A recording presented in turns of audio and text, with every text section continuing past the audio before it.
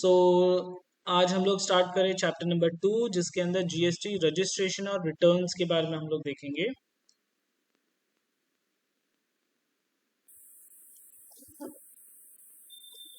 Yes, so GST registration हर business को compulsory दिया है जिसका भी एग्रीगेटेड टर्नओवर 20 लाख क्रॉस करता है।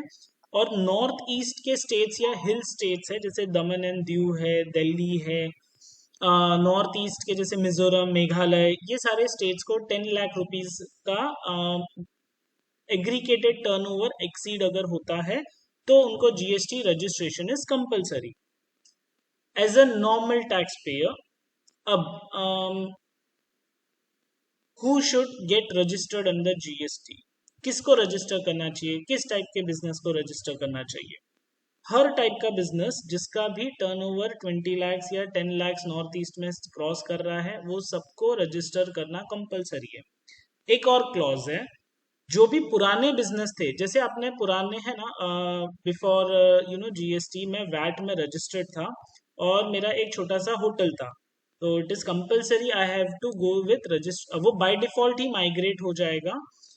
मतलब वैट की वेबसाइट से जीएसटी के पोर्टल पे आप डायरेक्टली माइग्रेट होके आ जाओगे। एक छोटा सा प्रोसेस होता है, वहां पे क्लिक करना है and you will be redirected to GST portal, उसको माइग्रेशन बोलते हैं।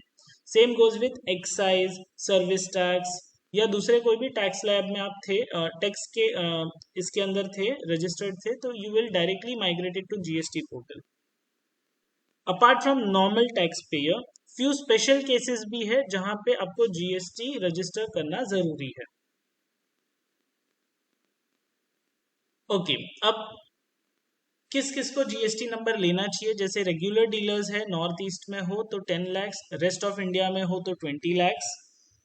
कंपाउंडिंग स्कीम्स है, अभी ये कंपाउंडिंग स्कीम्स क्या है, जैसे मैंने पुराने लेक्चर में बताया था कि जो पर्सन जिसका है ना बिजनेस है ना गुड्स और सर्विस का मिक्सचर है, जैसे एक होटल, मैं एक छोटा सा होटल चलाता हूँ, मेरे पास है ना 10 एक टेबल्स है, खाना बनाता हूँ, सर्व करता हूँ और बदले में बिल चार्ज करता हूँ, तो मेरे पूरे दिन में है ना 50-100 कस्टमर आ जाते हैं और सैटरडे संडे होता है तो थोड़ा ज्यादा होता है।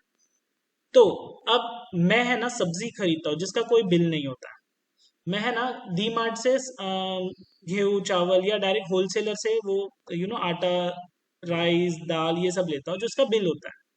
और फिर उसमें है ना मेरा जो शेफ होता है, मेरे जो बावर्ची है, उनकी मेहनत, वेटर्स की मेहनत, वो सब ऐड ऑन करके फिर मैं एक डिश सर्व करता हूँ कस्टमर को।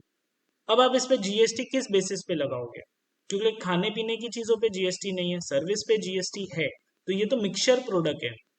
तो ऐसे चीजों को गवर्नमेंट ने कंपाउंडिंग स्कीम में रजिस्टर कराया जिसका टर्नओवर अभी करेंटली 1.5 करोड़ का है। 1.5 करोड़ से ज्यादा का टर्नओवर अगर होता है तो आपको कंपाउंडिंग स्कीम के अंदर, सॉरी, 1.5 करोड़ के अंदर रहते हो तो वन कंपाउंडिंग स्कीम आप ले सकते हो। कंपाउंडिंग स्कीम लेने का बेनिफिट है कि फायदा है, आप लोग बताइए गाइस, आप लोग के पॉइंट से क्या है।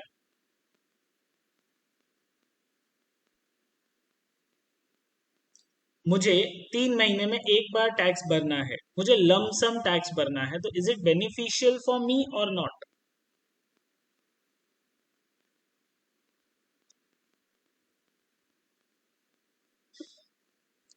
अभी होटल में जाते हो, खाना ऑर्डर करते हो, तो आपको जो जीएसटी चार्ज हो रहा है that is 5% under compounding scheme.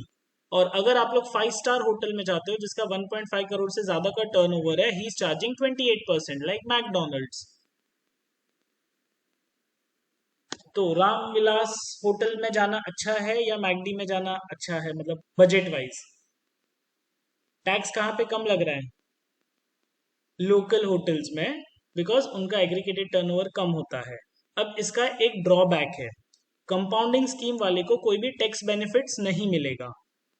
सो ये तो नुकसान हो गया। हाँ, कंपाउंडिंग स्कीम वाले को अपने बिल पे लिखना पड़ेगा no tax benefits available and registered under compounding scheme या कॉम्पोजिशन डीलर, ऐसा लिखना पड़ता है बिल के ऊपर कंपलसरी।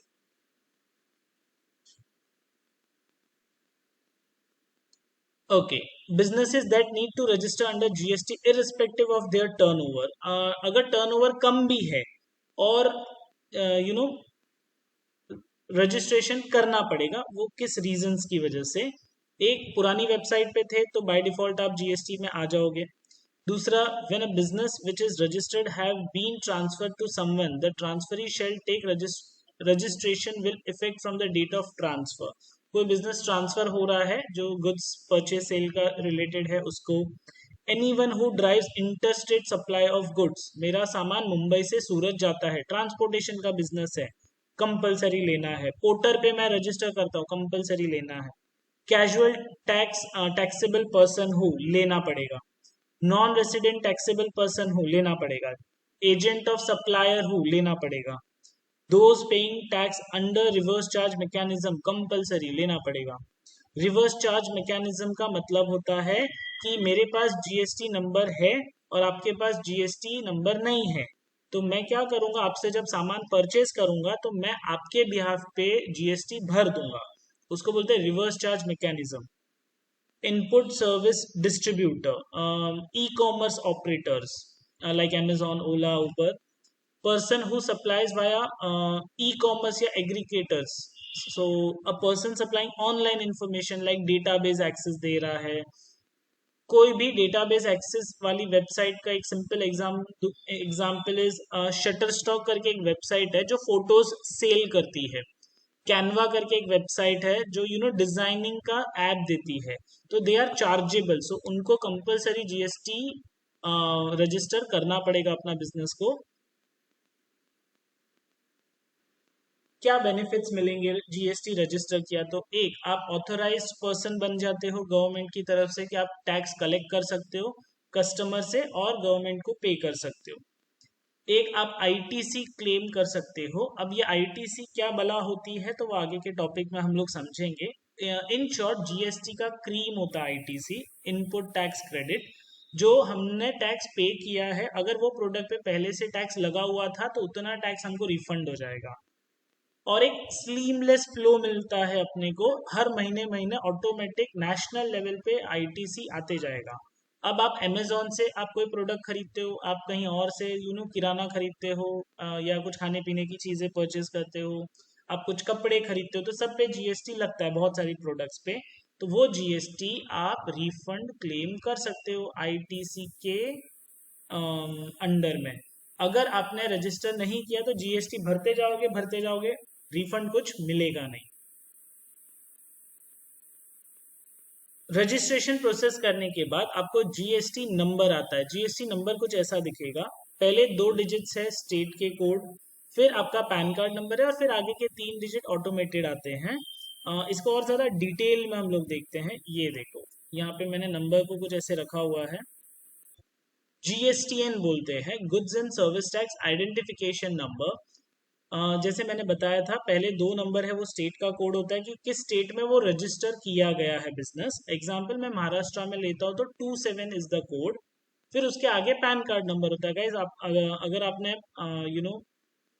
पैन कार्ड को स्टडी किया रहेगा तो पैन कार्ड के नंबर से भी पता चल जाता है वो कौन से सिटी से बिलोंग करता है एंड वो कौन से टाइप के बिजनेस को बिलोंग करता है। जैसे वो बिजनेस इंडिविजुअल पर्सन रजिस्टर्ड है पैन कार्ड नंबर, या सामने वाले पर्सन ने एज अ HUF रजिस्टर किया है, या उसने एक कंपनी रजिस्टर्ड की है, या प्रोपराइटर बिजनेस है, तो वो भी पैन कार्ड नंबर से पता चल जाता है।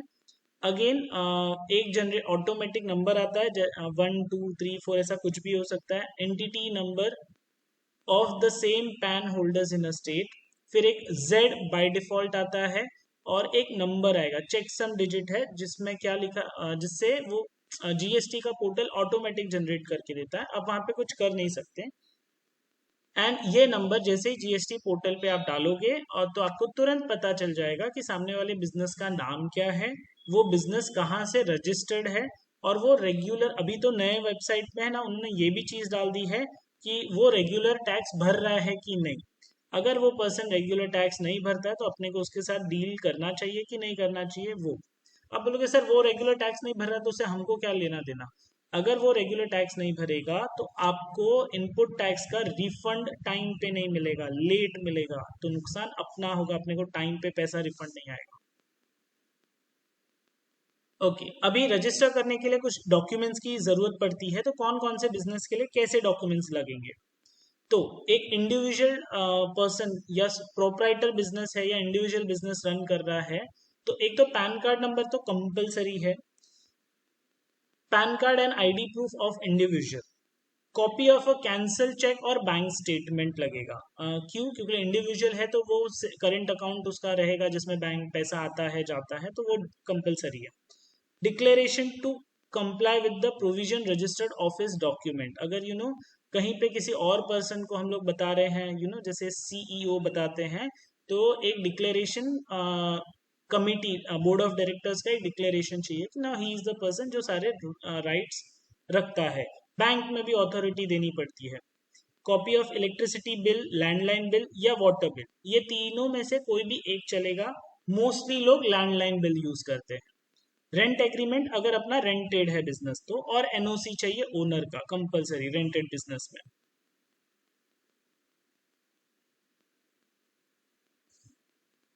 कंपनी के क्या क्या डॉक्यूमेंट्स चाहिए, तो कंपनी का पैन कार्ड होता है, जैसे इंडिविजुअल का पैन कार्ड होता है, कंपनी का भी पैन कार्ड होता है। अब वो चाहे प्राइवेट लिमिटेड कंपनी हो, पब्लिक लिमिटेड हो, या ओपीसी हो, वन पर्सन कंपनी हो। रजिस्ट्रेशन सर्टिफिकेट, या हम लोग रजिस्ट्रेशन सर्टिफिकेट बोलते हैं या इनकॉर्पोरेशन सर्टिफिकेट बोलते हैं, कोई भी जो भी अवेलेबल है वो कंपलसरी रहेगा। एमओए, मेमोरेंडम ऑफ एसोसिएशन, जब आप प्राइवेट लिमिटेड कंपनी बनाते हो तो एमओए और एओए होता है, आर्टिकल ऑफ एसोसिएशन, वो भी लगेगा।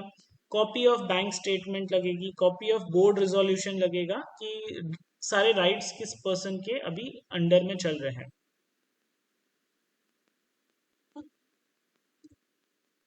नेक्स्ट पॉइंट है यहाँ पे डायरेक्टर्स का क्या डॉक्यूमेंट लगेगा। अभी एक तो हमने उस पर लिख के दे दिया पेपर पे, बोर्ड ऑफ डायरेक्टर से रिजोल्यूशन पास कर दिया, Nikhil Jain is now the director of the company. But Nikhil Jain का भी पैन कार्ड लगेगा, आइडेंटिटी प्रूफ लगेगा, रजिस्टर्ड ऑफिस के डॉक्यूमेंट्स लगेंगे। बड़ी कंपनी है तो दो तीन ऑफिसेज होते हैं, तो वो ऑफिस का मतलब हेड ऑफिस कौन सी है वो डॉक्यूमेंट्स लगेगा। Document require for normal partnership document, तो PAN card of the partnership लगेगा, पार्टनरशिप डीड बनाई है वो लगेगा, और एक partnership account bank account open करते हैं दोनों के अंडर पे, तो वो बैंक का स्टेटमेंट लगेगा। और दोनों पार्टनर्स के pan card number, pan card compulsory है यहाँ पे। सो ये बेसिक डॉक्यूमेंट्स थे। सो नेक्स्ट पॉइंट पे मूव करते हैं यहाँ पे। Registered office document, copy of electricity bill लगेगा या लैंडलाइन बिल लगेगा या वाटर बिल लगेगा। इन केस अच्छा, ये जो वाटर बिल आता है, मैं आपको बता दूं कि सोसाइटीज जो होती है, जैसे घर होता है, फ्लैट सिस्टम होता है, तो वहाँ पे वाटर बिल मंथली मेंटेनेंस आता है सोसाइटी का, तो वो बहुत सारे केसेस में वैलिड नहीं होता है। तो अगर आपका बिजनेस, जस्ट अ मिनट, हाँ, सो फ्लैट के वाटर बिल्स बहुत बार वैलिड नहीं माने जाते हैं।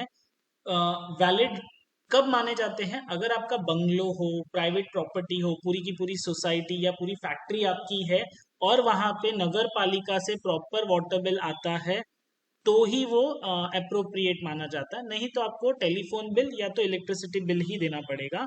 इलेक्ट्रिसिटी बिल है ना, बिल्डर के नाम पे ट्रांसफर ही नहीं किया है तो वैलिड नहीं है, आपको वो नाम पे ट्रांसफर करा के लेना पड़ेगा, या उसके ऊपर एक एफिडेविट बना के लेना पड़ेगा जो बिल्डर का साइन होगा। नेक्स्ट इज फोटोग्राफ किसकी लगेगी, तो प्रोपराइटर, तो प्रोपराइटर की फोटोग्राफ लगेगी। पार्टनरशिप फर्म है, एलएलपी, मैनेजिंग ऑथराइज जो भी पर्सन है या डेजिग्नेटेड पार्टनर रहेगा उसकी। एचयूएफ है तो कर्ता की लगेगी, कर्ता मतलब यूजुअली दादाजी होंगे या फादर होंगे एचयूएफ में। कंपनी में मैनेजिंग डायरेक्टर या ऑथराइज्ड पर्सन लिखा रहेगा, उसकी सिग्नेचर वैलिड रहती है, फोटोज उसके वैलिड है एंड सिग्नेचर्स भी। सो यहाँ पे एक हम लोग छोटा सा वीडियो देखने वाले हैं आगे।